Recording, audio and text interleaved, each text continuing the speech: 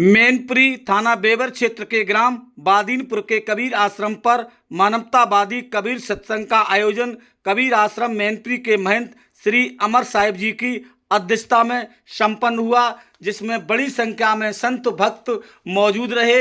इन तस्वीरों में देख सकते हैं तपती दोपहरी में यहाँ बड़ी संख्या में कबीर आश्रम बादीनपुर पर संत भक्त मौजूद रहे हैं। यहाँ सर्वाधिक संख्या महिलाओं की है। आप इन तस्वीरों में देख सकते हैं संत मंच पर बैठे हुए हैं। यहाँ महंत श्री अमर साहिब जी ने बताया है कि हृदय के तराजू पर तौल कर व्यवहार करना जीवन का सबसे बड़ा संतुलन है। इसी को भजन भक्ति भी कहते हैं, क्योंकि सुखी जीवन की पहचान अपने मन से होती है। क्योंकि व्यवहार काल में सबसे अधिक प्रयोग हमारे मन का होता है। आंतरिक जीवन में सबसे ज़्यादा प्रयोग हृदय का होता है। अब समझना ये है कि यदि हृदय के अनुसार जीवन में मन का प्रयोग हो रहा है तो मन निर्मल, पवित्र, संयमित, संतुलित रहकर हृदय को स्वस्थ रखेगा, जिसे कहते हैं हृदय की गुदगुदी तथा सत्य आत्मा के तल पर जीवन का व्यवहारिक काम, जिसके द्वारा भाव जागृत होता है। घाव कहें पर घालो, जित देखो तित प्राण हमारो। हम किसे चोट पहुँचाऊँ, किसकी निंदा करूँ, बुराई करूँ, जिसे छल कपट करूँ, सभी तो हमारे प्राणों के समान प्रिय हैं। इसीलिए सदगुरु ने कहा, सांच बराबर तप नहीं, झूठ बराबर पाप, जाके हृदय सांच है ताके हृदय आप। रामायण में भी तुलसीदास ने कहा है, सत्य के समान दुनिया में कोई धर्म नहीं है, जप तप यज्ञ तन होम नहीं। सत्संग अवसर पर गुरवेंद्र साहिब, बेचेलाल शास्त्री, गिरीश दास, रामोवतार सिंह, सुभाष दास, प्रखर दास, राजवीर दास मौजूद रहे। इन तस्वीरों में देख सकते हैं बड़ी संख्या में यहाँ पर संत भक्त मौजूद हैं। सभी लोगों ने बड़े मन से सत्संग को सुना है। हमारे न्यूज़ CPS चैनल को सब्सक्राइब करें, लाइक करें। सभी को त्रिवार साहेब बंदगी मैनपुरी से चंदपाल साकी की रिपोर्ट। क्या कुछ बताया है मैनपुरी कबीर आश्रम के महंत श्री अमर साहिब जी ने, आइए ये भी जानें इस पूरी खबर के जरिए। जनक विचार करता है, जब राज मेरा नहीं, आखिर उसके विचार में आया। उसने कहा, महाराज मैं अपना राजकोष दे रहा, यानी खजाना दे रहा। अष्टवक्र ने फिर ललकारा, राजा जनक और होश में आओ, ये खजाना तुम्हारा नहीं है, ये प्रजा से टैक्स रूप में वसूल करके तुमने इकट्ठा किया है, ये प्रजा के कार्यों के लिए। जब ये बात कही, अब राजा जनक और विचार में पड़ गया, गंभीर विचार में पड़ गया, क्योंकि उसके बाद जो होता है उसी का अहंकार होता। अब राजा जनक विचार कर रहा है कि जब मेरा राज्य नहीं, राजकोष नहीं, अब इसी के साथ उसका अहंकार गलता है। जितना हम विचार करेंगे उतना हमारा अहंकार गलेगा। जब अहंकार गल रहा है, राजा विचार कर रहा है कि राजकोष नहीं, और राज भी नहीं। राजा ने विचार करके कहा कि महाराज गुरुदेव, मेरे पास अब कुछ नहीं शेष रहा, मेरे पास मेरा शरीर रहा और आपके श्री चरणों में मैं अपना शरीर अर्पण कर रहा। अष्टवक्र ने फिर ललकारा, राजा जनक होश में आओ, ये शरीर तुम्हारा नहीं, ये प्रकृति का है, 5 तत्वों का है। ये किशोरावस्था में कितना ये चमकता हुआ होता, काले काले भमरे की तरीके से बाल होते, ये बुढ़ापे पर सफेद सफेद बगुले की तरीके से हो जाते।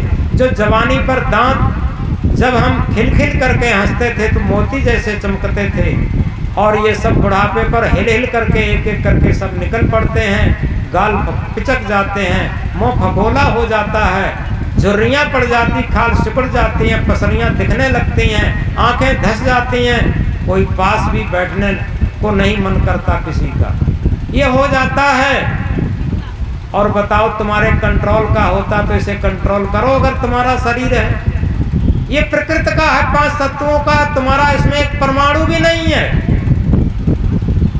जब अष्टवक्र ने ये बात कही तो राजा जनक का अहंकार गला। ये सूत्र की बात होती है, जितना जितना हमारा अहंकार गलता जाता है उतना उतना हमारे अंदर ज्ञान, आत्मज्ञान, सेल्फ नॉलेज जगता जाता है।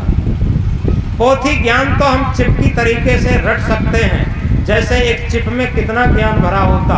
एक गूगल, मोबाइल का गूगल कितना ज्ञान जानता, सारे ज्ञान जानता, लेकिन यथार्थ में वो ज्ञान आत्मज्ञान में काम नहीं करता।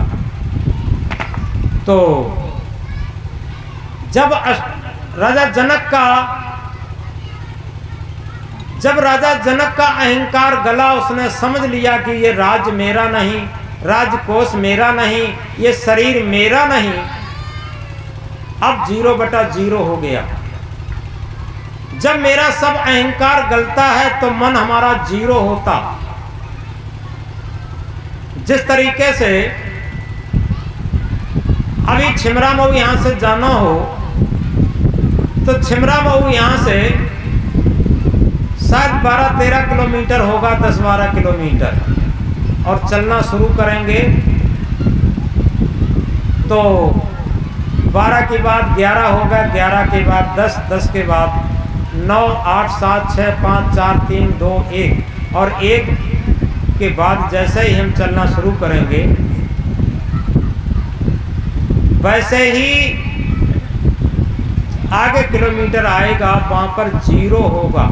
थोड़ा गहराई से समझे। जो आगे किलोमीटर होगा उस पर 0 होगा, जहां पर 0 होगा वहीं पर हमारा लक्ष्य आ गया, छिमरा मऊ आ गया। इसी तरीके से हमारा मन जिस क्षण अहंकार से 0 होता, उसी क्षण हम सत्य की स्थिति में आते, आत्मबोध की स्थिति में आते। तो इसी तरीके से आज राजा जनक का मन 0 हो गया अहंकार से। जब राज मेरा नहीं, राजकोष मेरा नहीं, शरीर मेरा नहीं, अब मेरे पास क्या बचा? हे गुरुदेव, अब तो केवल मेरे पास हमारा मन बचा, और आपके श्री चरणों में मैं अपना मन अर्पण करता हूं, क्योंकि मन ही तो हम बनाते। मन कोई नहीं बनाता, मन केवल हम बनाते हैं। क्योंकि मन को बनाने की विधि ये है, सब समझ लें। जैसे देखकर, सुनकर, सूंघकर, चखकर, स्पर्श कर, इन ज्ञान इंद्रियों द्वारा और कर्म इंद्रियों द्वारा जो भी हम कार्य करते हैं, उन कार्यों के जो संस्कार बनते हैं, उन सारे संस्कारों के समुच्चय को, गांठ को मन कहते हैं। अगर हमारे विचार सुंदर हैं, हमारे कर्म सुंदर होंगे, हमारे संस्कार सुंदर होंगे, हमारा मन सुंदर होगा। अगर हमारे विचार गंदे हैं, हमारे कर्म गंदे होंगे, हमारे संस्कार गंदे होंगे, हमारा मन गंदा होगा। जैसे हमारे संस्कार होते हैं वैसा हमारा मन होता है। तो इसलिए मन को हम निर्मित करते हैं, और यदि हम मन अर्पण कर दें तो जैसे ही राजा जनक ने अपने मन को अष्टावक्र रूपी गुरु के चरणों में अर्पण किया और सर झुका दिया, वैसे ही अष्टावक्र ने अपना वरद हस्त राजा जनक के सर पर रख दिया, और राजा जनक को मन अर्पण करते ही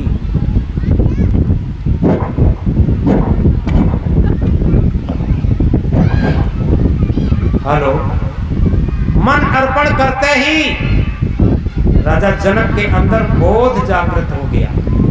कौन सा बोध? पोथी का ज्ञान नहीं, जिसे संत सम्राट सदगुरु कबीर देव कहते हैं, पोथी पढ़ पढ़ जग मुआ, पंडित भया न कोय, 2.5 अक्षर प्रेम का पढ़े सो पंडित हो।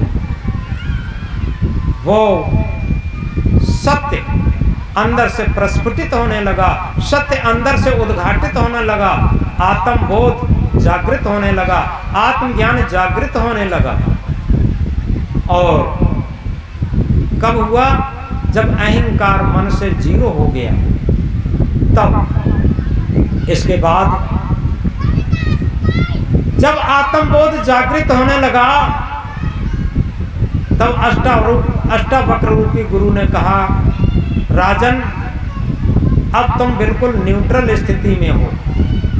जैसे किसी भी गाड़ी के जब तक गियर फंसे रहते हैं, या तो गाड़ी आगे जाएगी पीछे का गियर फंसा है, पीछे गाड़ी जाएगी। अब जब कोई गियर नहीं है तो गाड़ी अपनी जगह पर खड़ी होगी।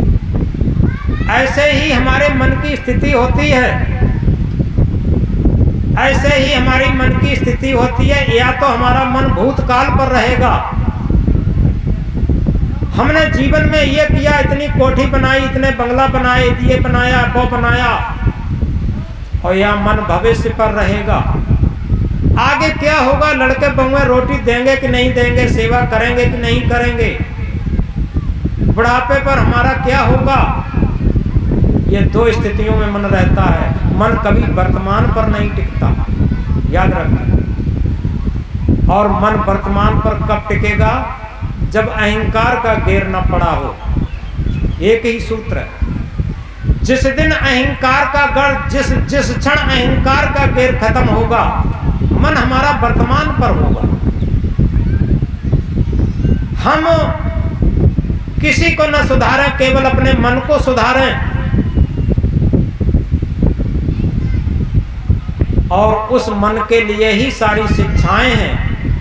अब अष्टावक्र रूपी गुरु जनक रूपी शिष्य के लिए उनके प्रश्न का उत्तर दे रहे हैं, गौर से समझें। अष्टावक्र ने राजा जनक से कहा, जनक तुम ये पूछ रहे थे कि वर्तमान में हम राजमहल में और सोने के पलंग पर लेटे हुए हैं, ये सत्य है, या हम सपने में दर दर की भीख मांग करके भिक्षा मांग रहे थे, जंगली भैंसे हमें रौंद रहे थे, वो सत्य है, दोनों में से कौन सा सत्य है, ये पूछ रहे थे। लेकिन उसका उत्तर गहराई से समझो। एक बात बताओ, अष्टावक्र ने एक बात बताओ, जब तुम सपना देख रहे थे, दर दर की भीख मांग रहे थे, तुम जब एक भिक्षुक थे,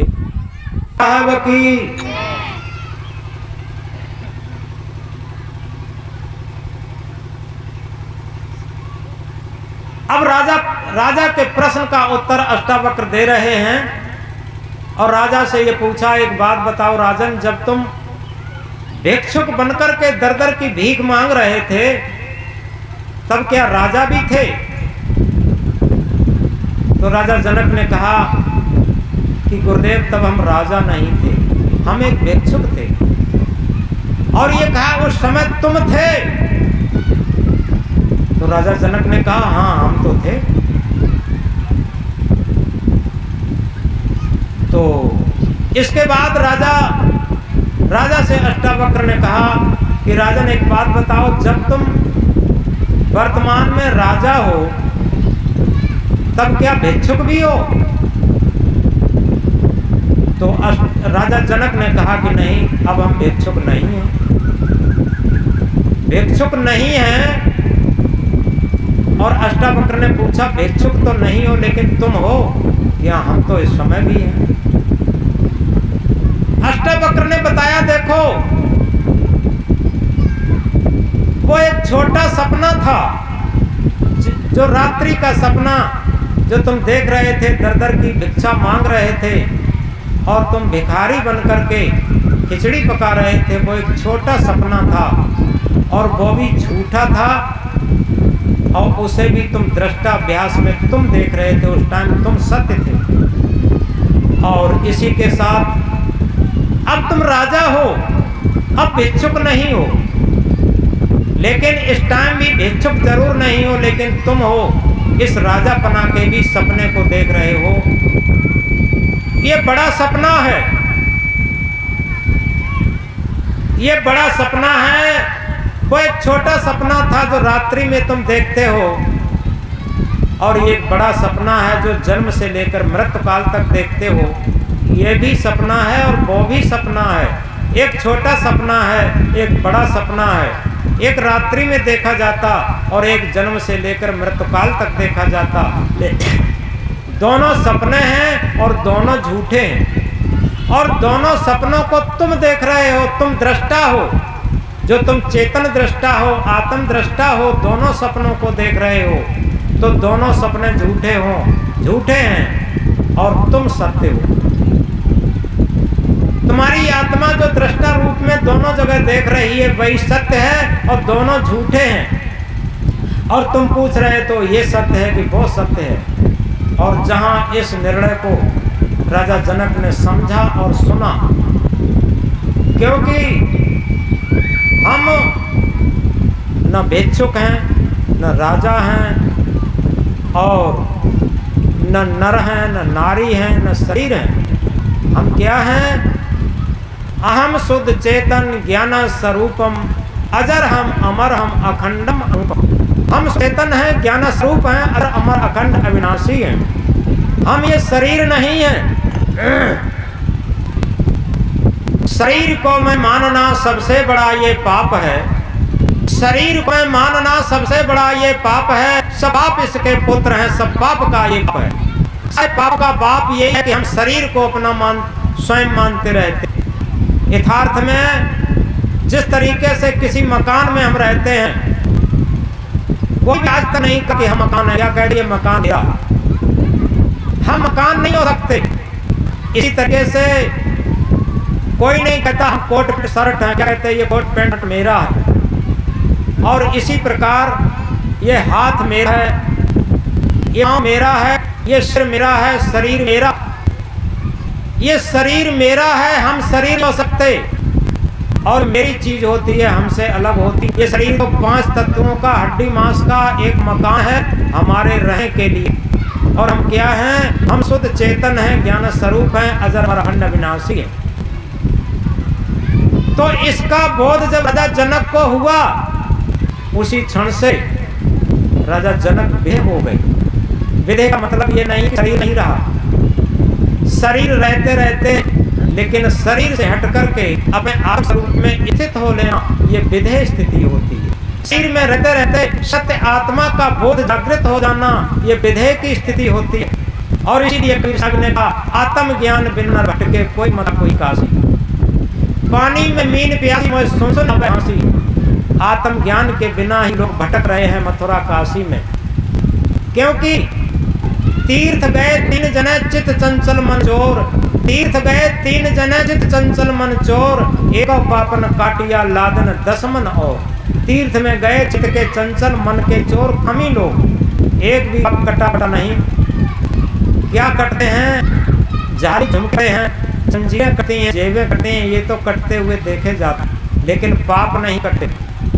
क्योंकि पाप कैसे कटते? तीर्थ वही जो कि पाप से तारत, पाप वही मन मध्य विकारा। सो सत संग तीर्थ सत्य है, दुर्गो ना सत लागे ना। तीर्थ वही है जो कि पापों से तार दे, और पाप वही है जो मन के अंदर विकार हैं। पाप कहीं चमड़ी पर लगे हैं। और मन के विकार कैसे छूट गए? सत्संग के तीर्थ में हमारे मन के पाप धुल सकते। और जब सत्संग रूपी तीर्थ में हमारे मन के पाप धुलते हैं, तो हमारा मन निर्मल होता, मन पवित्र होता। यथार्थ में जितना हमारा मन निर्मल होगा, पवित्र होगा, उतना ही हम सत्य के सन्निकट होंगे, आत्म परमात्मा के सन्निकट होंगे, आत्म परमात्मा की स्थिति में स्थित होंगे। ये अपने आप है, क्योंकि मन की स्थिति पर आधारित है। और इसीलिए इसे आत्म ज्ञान कहते हैं।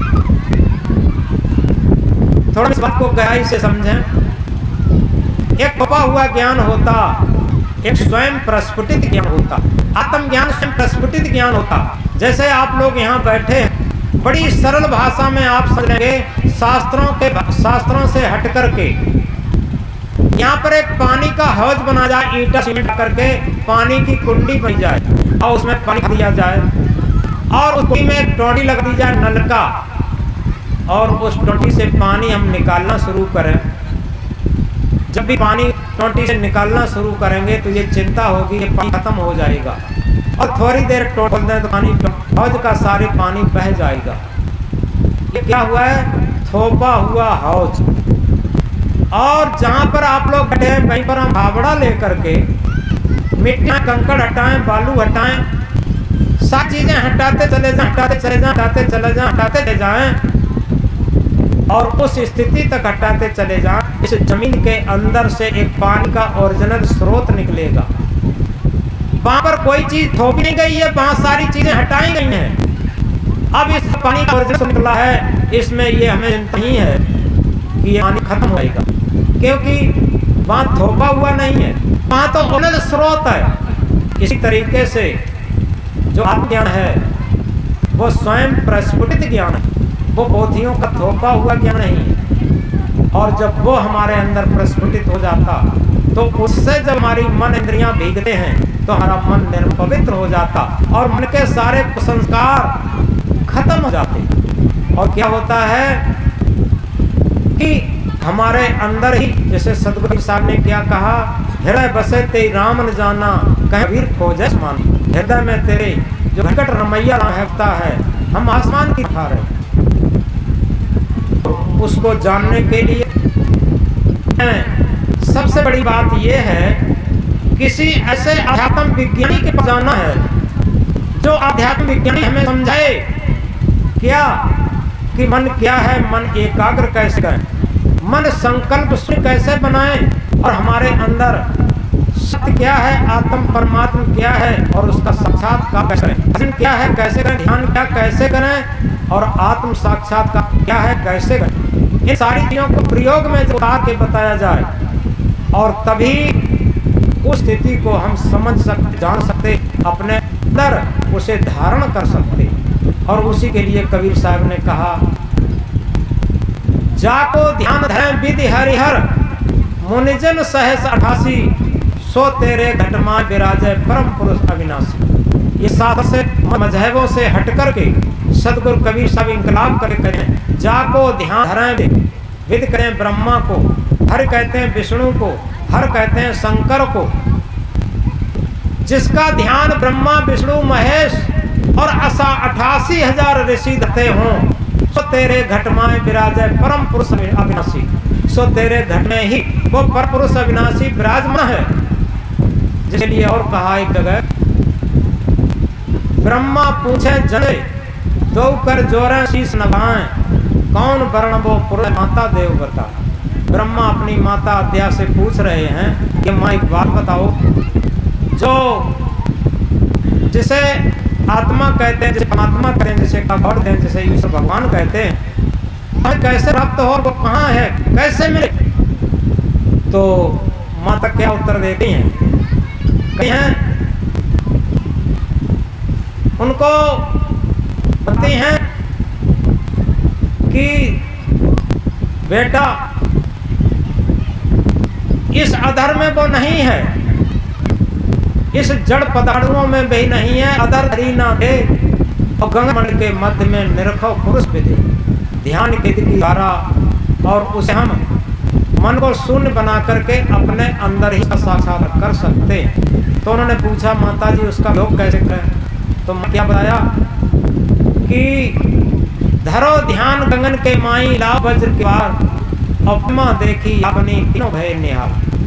योग जब बताया तो ब्रह्मा विष्णु महादेव ने अपने अंदर ही ध्यान रखा और उड़ियान बंद, मूल बंद और जालंधर बंद तीनों बंद लगा के और ध्यान में उतर के और अपने अंदर ही जब आत्म परमात्मा का साक्षात्कार किया तो तीनों लोग निहाल हो गए। और उसी के लिए कबीर साहब ने कहा कि जाको ध्यान विधि हरिहर निजन सहस 88 सोते हटमाए विराजय परम पुरुष अविनाशी। अब क्या बताते हैं, है हाजिरता दूर बताएं, दूर की बात निराशी, जो बिल्कुल हाय हुजूर है, उपस्थित है, उस दूर बताते हैं, दूर की बात निराशी। कबीर साहब कहते हैं दूर बताने ये निराश करते हैं हमको, दूर कहीं नहीं है, जो सत्य है, चेतना है, आत्मा है, ड्राइविंग शक्ति है, वही तो हम हैं। तो दूर की बात निराशी। आगे खुल बात बता देते, कहें कबीर सुनो भाई सदो गुरु भ्रमण न जास। कभी कलाप करके कहते हैं कि गुरु बिना इस भ्रम का निवारण नहीं हो सकता, कि जिसे हम आत्म परमात्मा कहते हैं, जिसे हम चेतन कहते हैं, जिसे हम ड्राइविंग सत्ता कहते हैं, जिसे हम सत्य सत्ता कहते हैं, वो सत्ता हमारे अंदर ही विद्यमान है और उसका साक्षात्कार कर सकते हैं। इसका जो तरीका है सदगुरु हमें बताते हैं। इसलिए ये अंतिम महामंत्र कहा, सदगुरु की महिमा अनंत, अनंत किया उपकार, लोचन अनंत उघाड़िया अनंत हार।